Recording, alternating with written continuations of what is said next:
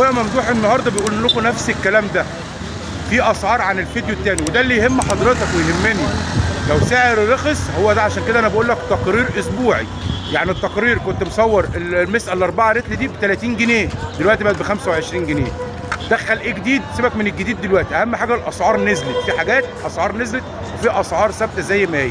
الاسعار اللي نزلت هي دي اللي انا بركز عليها انا واخويا ممدوح، بنقول لك الله يبارك له ويبارك لكل واحد.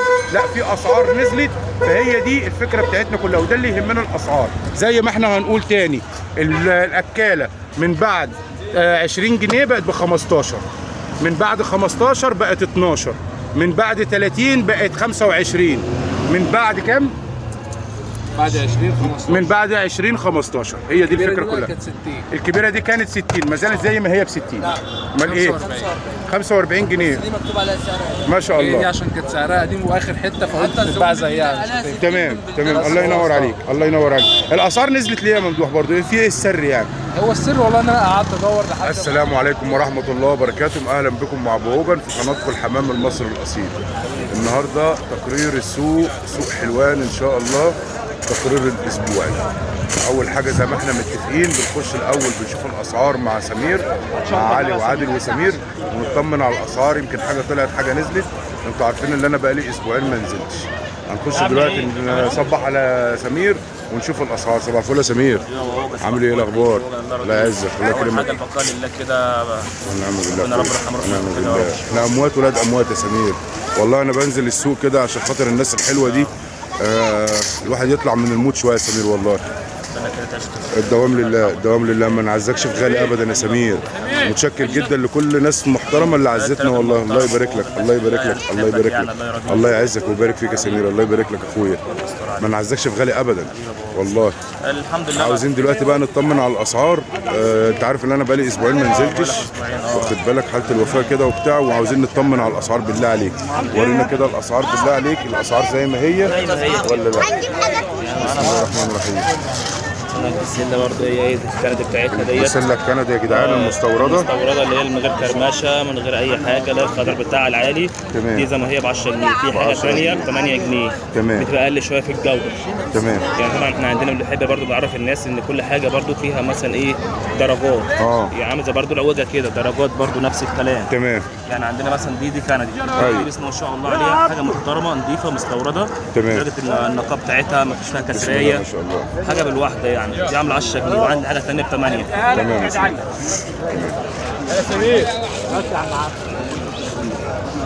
بالنسبه للفول، لا الفول حبايه صغيره، حبايه محترمه كده. تمام. بس حبايه الفول عامله ازاي؟ بسم الله ما شاء الله، عامله زي البسلايه. طبعا كل ما جوده الفول تبقى سهله بالنسبه لايه؟ بالنسبه لدرجه ان الحبه تكون صغيره، الحبه ذات نفسها سليمه، ما فيهاش فيها كسرايه، ما فيهاش فيها سوسه. تمام. الفول طبعا درجات برضو، عندي مثلا الفول زي كده في حاجه ب 10، في حاجه ب 9، وفي حاجه ب 7 جنيه. بس برضو الفول ده مستورد يا سمير. الفول مستورد. الفول مستورد مش بلدي ده، عشان البلد اللي بيبقى اكبر شويه كتير وكده. ده مستورد برضه. يبقى البسله مستورده ب 10، والفول المستورد بكام؟ في الفول ده ب 10، وفي حاجه ثانيه عندي برضو موجوده ب 7 جنيه. ب 7 جنيه. يعني تمام. انا برضو بحب اجيب برضو ايه، بجيب ده واجيب ده برضو عشان بحس اعرف الزبون ابو ايه ب 7 وابو ايه ب 8 وابو ايه ب 10. برضو خلينا صراحه مع الناس زي ما انت متفق، عشان ما بين البيع المصداقيه. ورينا برضو السوسه دي عيبها في ايه، برضو الفوله دي فيها ايه يعني سوسه مثلا لو فيها حاجه، عشان يعني كده رخيصه. في فوله مثلا ما الفرق 3 جنيه كتير يا سمير. فممكن تورينا معلش اللي هي الدرجه الثانيه دي او الدرجه العشره دي يا جماعه برضو بما يرضي الله، عشان سمير عنده مصداقيه بيقول لكم حاجه زي كده. بيبقى فيها مثلا يعني قلت الفوله سليمه اهي، بس الفوله ذات نفسها من جوه بتبقى مثلا فيها سن سوسه. ايوه. فيها كبيره شويه. مفيش حد هيقول كده يا جدعان، اقسم بالله مفيش حد بيقول لك انا ببيع مثلا فول درجه ثالثه ولا درجه 5 بسوس، بس هي عشان كده رخيصه. الله يفتح عليك. دي سوست مثلا من التشوين ولا حاجه، عشان كده نزلت اسعارها مثلا. تمام. او مثلا في مثلا فولايه بتبقى ايه الكسر. تمام. يعني مثلا سيبك من فول التسوسه دي او حاجه الكلام دوت، في فولايه بتبقى هزه شويه. الهزه دي بتبقى سعرها اقل شويه، غير ما تيجي الفوله صحيحه بالوحده دي. دي حاجه بتبقى كويسه جدا، بس حاجه مغربله زي ما بيقولوا. ايوه. المصداقيه يا جماعه، الله يبارك لك يا سمير، الله يبارك لك. عرفت بقى دي درجه ثالثه، ودي ب7 ودي ب10. بحيث اللي هو الراجل بيقول لكم دي فوله خلاص من التشوين ابتدت تسوي. في بسم الله ما شاء الله دول كومبو زي دي كده. كومبو دي يا جماعه اهي، جميله بسم الله ما شاء الله اللي احنا بناخد منها دي، بسم الله ما شاء الله يعني حاجه بسم الله ما شاء الله، يعني جودتها بص الحبايه بسم الله ما شاء الله، يعني فوق الفشار كمان. بسم الله ما شاء الله. دي حاجه زي كده ب 7 جنيه كويسه برضو. دي كومبو ب 7 جنيه. ب 7 جنيه الله يبارك لك فيك. في برضو خلينا برضو في الذره زي ما احنا ماشيين في الفول، لا ثواني من الفول، في الذره الكبيره شويه اللي هي ام 4 جنيه او مش عارف ام 5 جنيه. في حاجه ب 5 جنيه اللي بتتحط على الكلفه الشعب دي، ممكن توريها لنا دي برضو المحلي. يبقى خلينا برضو ايه دي الفول خطوه بخطوه. الله يبارك لك يا سمير، بنتعبك معانا معلش يا سمسم. برضو يا جماعه هنوريكم دلوقتي ذره كبيره شويه اهي، اللي هي المحله ده احنا بنتكلم فيه. اللي هي النقطه المجانه عندنا نقطه الفول، نرجع تاني نقطه الفول. تمام. بتبقى درجات، في حبات فوله كبيره، في حبايه فيها كسريه، في كده نفس الكلام. برضو الذره الصفراء نفس الكلام. تمام. في ذره زي كده دي ب5، وفي حاجه ثانيه ب4.5 اللي هي تبقى مستورده شويه عليها ايه اللي هي اكبر شويه على البودره دي. الله يفتح عليك. انا ما انصحش حد مش اللي بتلمع زي دي كده. الله يفتح عليك، دي ما انصحش حد ياكل بيها خالص. الله يبارك لك. بس برضو عندك بحيث برضو لو حد عنده مثلا بط ووز مواشي، لان ده حلو قوي للمعيز يعني الكلام ده كله للخرفان للكلام ده. انا بتكلم في نقطه لازم يكون عندي من اول كده لغايه كده. الله يبارك لك. انا راجل في السوق لازم يكون عندي مثلا ده وده وده وده كل حاجه موجود. كل حاجه بالظبط. الله ينور عليك. الله ينور عليك. ده ايه يعرفك برضو بايه المصداقيه زي ما بقول. وهو ده قصدي. يعني الله يبارك لك. ينفع مثلا مثلا لو عندك ميز او حاجه ينفع ده على العويجه على قشر الفول. لا فول لا. تمام. قشر الفول هيوفر معاك مع حته فول مثلا. تمام. مثلا لما ده يعني ممكن واحد يجي يقول لي انا عايز اخد الفول ده اكله مثلا انا اسف يعني مثلا لمعيز او حاجه. ايوه في ناس مربيه فعلا. انا شايف دوت بدل ما تاخد مثلا الكيلو دوت، لا انا ممكن اجيب حاجه ثانيه ارخص هيدل على الصح ايه. صح كده. الله ينور عليك. الله ينور عليك. انت عندك الخيارات موجوده بجميع الاسعار والزبون هو اللي يختار. بس انا دلوقتي لما تقترح عليا مثلا يا سمير انت شايف الاحسن ايه، هتقول له كومبو ابو 7. سيبك من الذره اللي هي الشعب دي اللي هي ام 5 جنيه وام 4 جنيه. بتكلم فيها ان انا لازم يكون فيه مصداقيه بما يرضي الله يبارك لك. الله يبارك. عشان كده انا بوريك، خليك توري لي النوعين. بعد الذره الصفراء بقى اخش على الذره العويجه التفاحي، وبرده الذره العويجه يا سمير اللي هي العاديه. خلاص كده تمام. دي يا جدعان بسم الله ما شاء الله اهي. الذره عامله ازاي بسم الله ما شاء الله. الحاجات دي اللي انا باخدها، بس انا بوريك النوعين وسمير بيوريك النوعين اللي هو عنده. الحبايه عامله ازاي بسم الله ما شاء الله. دي الذره التفاحي يا جماعه. ده بسم الله ما شاء الله. دي الذره العويجه التفاحي صح كده يا سمير؟ دي مستورده برضه يا سمير؟ لا دي انتاج اسيوط. دي انتاج اسيوط. تمام. ورينا برضو اللي هي ام 5 جنيه اللي هي البليه الصغيره العاديه دي. بصوا يا جماعه، قصدي سمير وقصدي اللي بيوريك كل الانواع اللي عنده بجميع الاسعار، هو ده قصدنا يعني. اللي هي ديت دي العاديه. فرق جامد قوي يا جماعه. فرق جامد. هات بقى طبق بعد اذنك من اللي هناك معلش يا سمير. زي ما الكبشه دي في ايدك ورينا طبق. الله يفتح عليك. الله يفتح عليك. بسم الله ما شاء الله. هنمشيها كده ومشيها كده. بصوا يا جماعه الفرق ايه يا جدعان اهو. ادي اللي احنا سمير بيتكلم فيه وانا قصدي بتكلم فيه. بوري حضرتك النوعين، دي من ام 5 جنيه ودي من ام 7 جنيه. سمير لما تيجي تساله هيقول لك الاحسن للحمام دي. يعني انا عندي لو اكلت دي لوحديها انت كده يعني احسن ما تاخد دي وتحط عليها وتحط. الله ينور عليك. القيمه الغذائيه من دي تمام رهيبه جدا جدا جدا عن الحمام. تمام. لا هو بس انت عارف انا بقول لك ليه المره دي التقرير مختلف. تمام. اول حاجه عشان خاطر في شباب بتتفرج علينا بيقول لك ابو ده كده الكلفه عندكم غاليه. تمام. لا لو انت عاوز كلفه من ام 3 جنيه هنعمل لك. الله يفتح عليك. الفكره كلها في كده. عشان كده ما كنت باجي عشان كده بنقول لك الكلفه النظيفه ب 8 جنيه النظيفه الخشنه النظيفه المحترمه. حاجه ثانيه بعملها فاكره وريتها لك بالظبط كده. كنت انا عامل حبه كلفه ان شاء الله ب 6.5. ايوه حتى لو خدت حطيناها على الغلاف. دي حقيقه يعني حاجه محترمه. انا قصدي اخويا سمير اللي احنا الحمد لله في مصداقيه عندك عشان كده سمعتك طيبه. ففي شباب برضو مبتدئه بتاخد السعر ده بتقول لك لا ده غالي لا ده كتير، بس ما تعرفش مكونات ايه. الله يفتح عليك. فانا دلوقتي التقرير مختلف بوريك الاسعار. فول ب7 فول ب10. صح. ذره ب7 وذره ب5.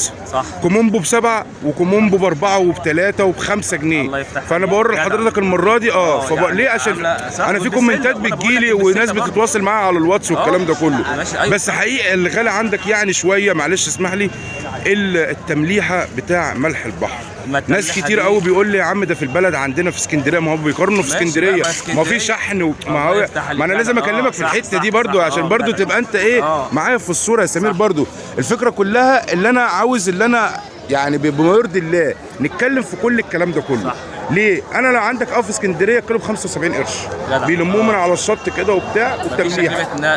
لكن انت في عندك واحد بيعبي، واحد بعربيه، والعربيه غاليه وبتدفع كارته، والكارته كمان غليت وهكذا. فطبعا عقبال ما بتوصل لك ابو 75 قرش بتبيعها انت مثلا وبرده خلينا نتكلم برده على طبيعه الطبق منها كده عشان الناس تعرف احنا بنتكلم على ايه. خدتوا بالكم يا جدعان الناس اللي بتتواصل معايا على الواتس؟ والله العظيم انا مش ناسي اي حد لان انتوا كلكم فوق دماغي. ادي اللي احنا بنتكلم عليها، انا دي التمليحه بتاعت البحر. خدت بقى الراجل الناس حبايبنا باذن الله انا كلهم بالتمليح الجديد حاجه بقى دي. صباح الفل، عامل ايه الاخبار؟ الله يعزك. عامل لهم كيس تمليح كده اللي قلت لك عليه. انا عايزين بس الامر ده هجيبه، بس افتكر اجيبه معايا بامر الله. بامر الله، حاجه محترمه محترمه محترمه بس ما شاء الله جميله جميله جميله. يعني مثلا مكونه من 8 انواع او 9 انواع. فيها صدف البحر دوت، فيها حجر جيري، فيها فحم، فيها قطن، روميو برضو اللي عامله رمضان. يا رمضان فين المولوتوف للمره الرابعه؟ لا عايزين لسه بنتكلم عليه دلوقتي اهو. ان شاء الله الجمعه الجايه لسه بنتكلم عليه اهو، لسه سمير بيتكلم عليه دلوقتي على المولوتوف. زودوا حاجات تاني. الله يبارك لك يا رمضان. ماشي، الله يبارك. صباح الفل يا رجاله. زودوا برضو بذر كتان، وجايبين حاجه كده مستورده اكل بلجيكي بتاع عصافير. ايوه ما هو ده بلجيكي دوت حاجه مالهاش. انا مش بحب كله تمام الله يبارك لكم والله، بس مش هينفع ان انا اصور اليومين دول عشان عندنا حداد في البيت بس حاله الوفاه، وبعد كده امشي معاكم خطوه بخطوه، همشي معاكم خطوه بخطوه بامر الله. الله يبارك لك، الله يعزك، الله يكرمك. بالك فالاكل بلجيكي عندنا كده حاطينه بقى ضايفينه اسمه شويه علب كده جميله، حاطين برده منها على التمليح دوت. يعني مثلا في بكرمان جاي كيلو كده، الكيلو بتاعه 30 جنيه. حاجه ب 14 نوع بذور في بعض. في برضه في زي ايه بسكوتات كده، وفي شوفان، وفي جرجير، وفي دخن. ما هو كل احنا على فكره بقى لنا 4 فيديوهات اتكلمنا عليه، لسه دلوقتي الرجاله بتاعتنا ما شافتوش. لا فهي بقى انا بستأذن رمضان والله ده انا ممكن اجي لك في المحل اصور بسبب المولوتوف باذن الله. بس انت عارف الوقت والله والله والله الوقت. انا عايز اقول لك هو متواجد عندنا في المحل. انا عارف، ما انا عارف، ما هو دي الفكره كلها يا اخويا سمير اللي انا بكلمك فيها. يعني انا عارف حاجه كويسه جميله. الله يبارك لك، الله يبارك. احنا كلنا بنكمل بعض يا اخويا، كلنا بنكمل بعض، كلنا بنكمل بعض. الله يبارك لك. ده يا جماعه اللي احنا كنا بنتكلم عليه، دي التمليحه بتاعه البحر. ده صدف مطحون على حفريات على حفريات من البحر زي ما انتم شايفين اهو. صدف اهو، حاجه محترمه جدا. ده اللي احنا بنتكلم فيه. ممكن في اسكندريه وبقيه المحافظات فعلا ده رخيص بجنيه وبجنيه ونص وحاجات زي كده، بس عندنا الكيلو بكام يا سمير من ده؟ والله لو حد ياخد مثلا كميات منه انا ممكن مثلا نخلي سعره مثلا كويس منه شويه. تمام. يعني ممكن برضه يعني ممكن يوصل معانا لو حد ياخد منه شكاره ولا حاجه ممكن نوصل له 2.5. تمام. مثلا لو بنبيعه قطاعي كده ممكن مره ب 3.5 مره ب4 كده يعني. تمام. بس هو اقصى حاجه ليه سعر معايا 4 جنيه. شفت بقى يا جماعه ليه وصل لنا ب4 جنيه؟ بحيث اللي فيه شحن الله يفتح عليك وفي عربيه وفي نقل وفي الكلام ده كله، بس لو هياخد كميه ممكن بيبقى فيها تجاري مثلا ممكن ياخد التن كله مثلا لو في 50 جنيه في التن بنمشي الدنيا بالظبط كده. الله يبارك لك، الله يبارك لك يا سمير، الله يبارك لك، الله يبارك لك في حلالك. هو ده اللي احنا كنا بنتكلم فيه. هنخش بعد اذنك بقى بعد يا سمير هنخش على العلف عشان في ناس سالتنا على العلف برضه.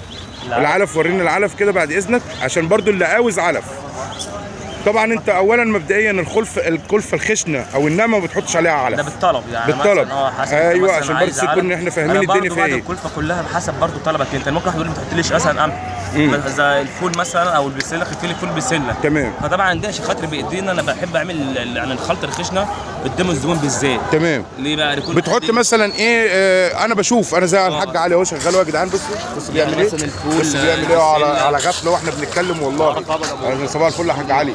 بصوا بيتكلم في ايه اهو، بياخد بسله بيعمل الكلفه الخشنه قدام الزبون. الله يفتح عليك. حسب طلب يعني الحاج مثلا انا بحب الفول كده مع بعض اهو زياده بيخشن اهو. الله يفتح عليك. بيسال برضو الطلب عاوز بلكم فلارس على بلكم عاوز بلكم فلارس. هو بيسال الراجل الطيب ده السلام عليكم ازي حضرتك عامل ايه الاخبار؟ الله يبارك لك. بتاخد الكلفه الخشنه من الحاج علي؟ طبعا كل اسبوع. حلوه ها؟ بسم الله ما شاء الله. فيها اكتر من 8 انواع على بعضيها محترمه. الكيلو بكام الكلفه الخشنه؟ يعني 6 ونص. الله يبارك لك، الله يبارك لك ويستر علينا وعليك. احنا بنسال حضرتك بس للمصداقيه بس مش اكتر والله. عندنا من زمان الناس احنا كلنا هنا عارفين بعض، احنا كلنا هنا عارفين بعض، بس الفكره كلها احنا بنتكلم على حاجه سبحان الله. الراجل واقف بياخد كلفه الخشنه، عشان كده انا بوري المشاهد عندي ازاي الكلفه الخشنه بتبقى معموله على حسب فعلا الطلب زي ما انت بتقول. عاوز بلكم، عاوز فلارس، عاوز تحديق، عاوز فول زياده، كل الكلام ده كله. بص الكلام بيجيب بعضه ازاي يا اخويا سمير، وده اللي احنا بنتكلم فيه. في نفس الوقت انا بعمل مكونات محترمه، ناس حاجه زي كده ده ب 10 ده مش عارف ايه. لما اجي برضه بدي عامله بكلفه حلوه 6 ونص، دي حاجه برضه كويسه مش وحشه. يعني مثلا اكل عسل زي كده ب 12 جنيه الكيلو، بكم على فلارس على حاجه زي كده. تمام. مثلا عندنا فول بسله ب 10 ده ب 10 قرطم زي كده، فده كله على القرطم اهو يا جدعان. القرطم اهو بسم الله ما شاء الله، الله اكبر عليه. ده مهم قوي قوي قوي قوي، بروتين وبيظبط ريش الحمام والله اكبر عليه. بكام الكيلو من القرطم ده يا سمير؟ ب 18 جنيه. كان يا جدعان ب 22 جنيه نزل ل 18 جنيه اهو. بسم الله ما شاء الله. كده تاني جاي باذن الله على الطريق اللي بعد دي 15 جنيه بامر الله. يعني بامر الله، ما جاتش يعني. بامر الله، بامر الله، بامر الله. سعرها 15 جنيه بامر الله يعني. بامر الله، بامر الله يا اخويا سمير. الله يبارك لك يا سمير. احنا بنتكلم في العلف برضو. يعني ده العلف اللي عاوز العلف، اللي عاوز يحط على الكلفه بتاعته علف. علف برضو بقى حسب الطلب برضو معانا. ولو عاوز بس انا اخد مثلا 3 4 كيلو للتلبين، اول مثلا ما الاسوس تلبن اروح مدي علف قبلها بيوم. كمان جايب لهم علف ناعم شويه اكتر يعني. انا من ده لو حد عايز مثلا ايه العلف مثلا يديك سرنجات او حاجه، جايب علف تركيز اعلى شويه. اللي انا خدته منك قبل كده كنت بزق بيه الزغاليل. مثلا بحبه ميه كده، ومعانا الزغطات هنا بتتباع جنبينا. ايوه. فممكن تاخد مثلا وانت قاعد مثلا فوق كده توريه ولا حاجه، تدي لكل زغلول حبه كده. بديل للميكس يا سمير، بديل للميكس. يعني بديل للميكس. بكام العلف ده قلت لي؟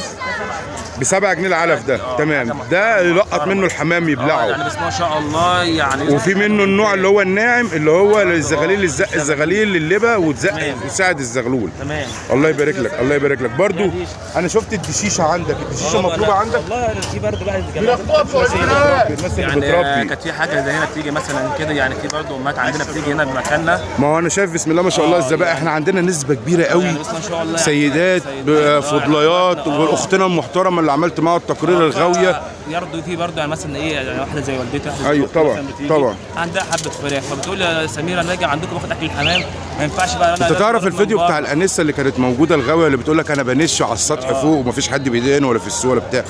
الناس حتى في الكومنتات يا سمير بيقول ايه ده انت عندكم؟ قلت لهم ايوه عندنا سيدات فضليات بتبيع حمام، بس انا ما ينفعش اخش ارخم عليهم عشان في زوج، في اب، في ابن. بس هنا عندنا سيدات غويات سواء انسات او ناس متجوزه، عشان برضو المعلومه دي برضو توصل للناس. وانا شايف في الكادر عندك طلع كذا واحده ست بتاخد من عندك الكلفه. انت عندك زباين برضو، عندك زباين ستات يعني. فاهمني ازاي؟ ما شاء الله يعني. انا عايز اقول لك يعني في بعض مثلا انا في البيت، انا مثلا عندي زوجتي مثلا انا بربي حمام، بدات تحب الحمام. انا عشان انا بحب الحمام فممكن تهتم ايه بالحمام، بتخش تاكل الحمام، تشرب الحمام. انت تعرف ان انا عندي نسبه كبيره قوي على القناه في ذكر او انثى لما بتخش في الاستوديو كده عليها نسبه كبيره قوي الانثى بتتفرج عليا، عشان انا عارف حلوان هنا عامله ازاي.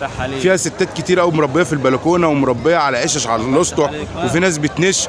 بس احنا في منطقه شعبيه وعندنا اصول وقواعد بالظبط كده. الله ينور. ما ينفعش يطلعوا على السوشيال ميديا، مش هتقبل اختك تعمل كده، مش هتقبل والدتك. بس في ناس باحترام بتقف بتبيع الحمام، وفي ناس والله سيدات بتمسك فرد الحمام وتقلبه ولا اجدعها غاوي.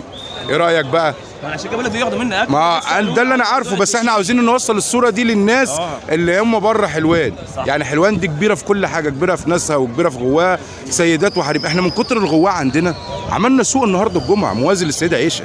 صح ولا غلط؟ احنا كنا بفضل الله تعالى كان السوق كان من كل حته مش موجود، كانت الناس بتجيلنا من حتت بعيده. انت فاهم قصدي؟ انت فاهم قصدي؟ انا عاوز اوصل الصوره دي للناس بحيث اللي حلوان فعلا كبيره يا سمير. طبعا من كتر الغواء اللي فيها. يعني انت يعني ما تلاقيش استواء في كل حته. ده عندنا مدار الاسبوع، عندنا البدرشين مثلا يوم الاربعاء. تمام. عندنا الحومديه يوم الخميس. تمام. يعني من كتر الغواء اللي عندنا عملنا اسواق مخصصه لينا. كنا في وقتها كان في جماعه كده اصدقائنا في السوق كانوا عايزين يفكروا يعملوا يوم السبت. ايوه. لو تفتكر في مره ما كلموكوا الكلام من دوت، يعني من كتر دي حقيقه. في مايو في المشروع. الله يبارك لك، الله يبارك لك.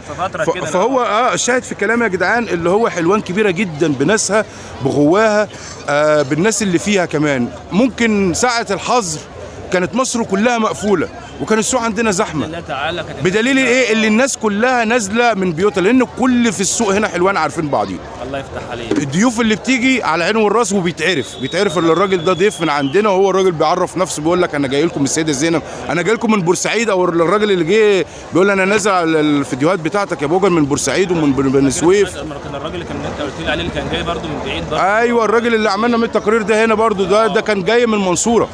كان جاي من المنصوره بجحيس اللي كان ساعتها ما فيش اسواق في مصر كلها.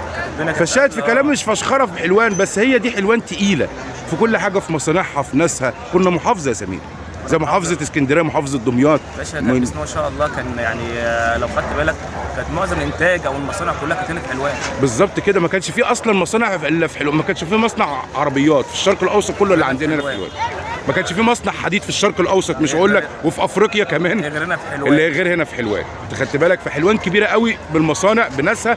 احنا بنتكلم دلوقتي على غواه الحمام، احنا كمان كتير قوي بالغواه، عاملين اسواق يخصنا، عاملين الجمعه، عاملين الاربع، عاملين الخميس، عاملين كمان في سوق في الحد، بس ان شاء الله هنزله بامر الله. بس انا مش عاوز اشبط الناس ولا عاوز بالظبط كده، فواحده واحده ان شاء الله بامر الله تعرف الناس. التقرير كده دخل معاك في 20 دقيقه يا اخويا سمير، وانت وحشني بجد والله. الله يعزك، الله يبارك لك، الله يبارك لك، الله يخليك يا سمير، الله يبارك لك، الله يبارك لك، الله يعزك، الله يعزك، الله يعزك، وربنا ما يجعلها فيها احزان تاني ويجعلها اخر الاحزان ان شاء الله بامر الله. ومتشكر جدا يا سمير. في اي حاجه عاوز تقولها في التقرير قبل ما اقفل معاك؟ ولا اي حاجه. في بقى اللي احنا زي ما قلت لك عليه، احنا ضفنا مثلا حاجات لو حد بيربي طيور او حاجه مثلا في البيت، احنا ضفناها اللي هي الدشيشه. تمام. يعني التقرير ده اللي بيشوفك لو غاوي حمام او غاوي بط او بيربي بط او بيربي فراخ او بيربي مثلا معيز، عندك انت الكلفه كل حاجه بامر الله. بالظبط تعالى وجدنا كل حاجه بحيث برضو عشان في ناس بتتفرج مثلا الفوله ب 10 جنيه، لا ده انا بجيبها للخروف عندي مثلا ولا الجدي عندي ب 7 جنيه. احنا بقى النهارده قلنا فيه الله يفتح عليك لا ايه ده الذره ب 7 جنيه انا بجيبها ب 4 جنيه، لا عندنا من 4 جنيه. فهي دي الفكره كلها.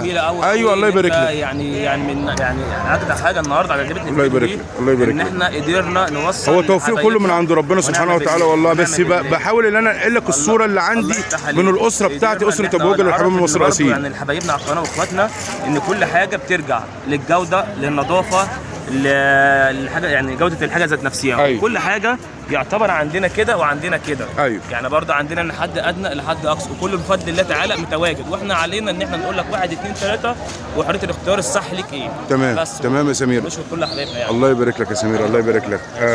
كتر الف خيرك. ويا جدعان المنتجات بتاعت اخونا علي وعادل وسمير، والحاج عادل يا جدعان دايما بيبقى مشغول ربنا يعينه.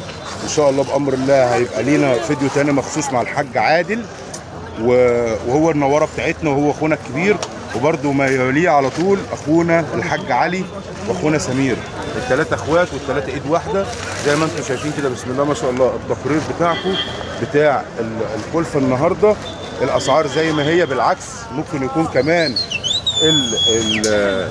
في اسعار نزلت زي الفول مثلا بيبقى نمره 2، او اسعار مش نزلت بيبقى في درجه ثانيه. لو انت عاوز حضرتك درجه اولى بيبقى زي ما انت شايف كده التقرير، وفي درجه ثانيه برضو زي ما انت شايف. هي دي الفكره كلها اللي انا بقول لحضرتك عليها، بحيث هتبقى كل الاسعار قدام حضرتك. ما يجيش مثلا ايه حد مثلا من حبايبنا واخواتنا واسره حمام مصر الاصيل، لا يا ابو هوجن الاسعار عندكم كده غاليه وبتقولوا الحاجه عندكم في حلوان رخيصه وبتاع. يا اخي العزيز في حاجات في درجه ثانيه وفي درجه اولى، في حاجات تخص الحمام، في حاجات بتغذي الحمام. يعني الكلفه ام 5 جنيه دي اللي هي بتبقى محطوطه على الكلفه اللي هي الذره ام 5 جنيه اللي محطوطه على الكلفه الشعبي، انا عن نفسي ما بحطهاش، بتبقى زي التراب، زي ما فيش اي فايده لفرد الحمام. الفول نفس النظام، بيبقى فول الدرجه الثانيه مش هيحط لك على الدرجه الاولى للمصداقيه على ابو 5 جنيه، بيحط لك على الخشنه ام 6 ونص ام 7 جنيه. هو ده قصدي كلامي، بحيث اللي بما يرضي الله. احنا بس بنقصد بما يرضي الله اللي احنا نتعامل مع الناس بما يرضي الله. وافهمك القصه ايه، عشان في ناس كتير داخله في الهوايه او في الهوايه جديد بتقارص الاسعار او بتقايس الاسعار، بتشوف الاسعار المناسبه ليها ايه، وده من حقك. وانا اللي بقول لحضرتك ده في سلسله عندي اسمها حافظ على حمامك ببلاش الا ربع في العلاجات الحاجات البسيطه. كمان انا عاوزك في غايه الحمام ما تتعقدش باقل الامكانيات وباقل التكاليف، بحيث ان الكلفه دي اول واحد بتطلع ظهر الغاوي. اقولها تاني لحضرتك، الكلفه دي اول حاجه بتطلع الغاوي، لان احنا بنحط كلفه والناحيه الثانيه لا مؤاخذه بينزل الزبده وتشيل الزبده. حمام خدمه، وهو ده كان قصدي. وانا على ما اعتقد كده ده هيبقى التقرير الاول ان شاء الله بامر الله لكلفه. سامحوني عشان خاطر موضوع اقول لكم الاسعار طول معاكم، وان شاء الله بامر الله بكره في تقرير جامد جدا هخش ان شاء الله بامر الله، هغربل السوق على حمامتين حلوين، وهنقول لكم اسعار كويسه واسعار مناسبه بالنسبه للحمام الزاجل وبالنسبه للوزار. انتظرونا غدا ان شاء الله بامر الله في الفيديو بتاع تقرير الاسعار الحمام. شكرا والسلام عليكم ورحمه الله وبركاته.